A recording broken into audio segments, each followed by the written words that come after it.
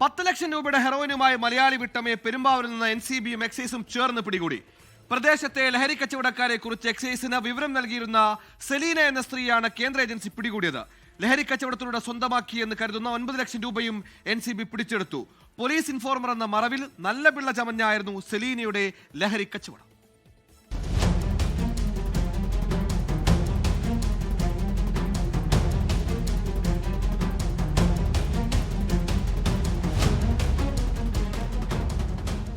പെരുമ്പാവൂർ ഭായി കോളനിയിലെ ലഹരിക്കച്ചവടത്തെക്കുറിച്ച് കൃത്യമായ വിവരത്തിന്റെ അടിസ്ഥാനത്തിൽ NCBയും എക്സൈസും ചേർന്ന് നടത്തിയ പരിശോധനയിലാണ് പോലീസിന് ലഹരി വിൽപ്പനക്കാരെക്കുറിച്ച് വിവരം നൽകുന്ന സ്ത്രീ പിടിയിലായത്.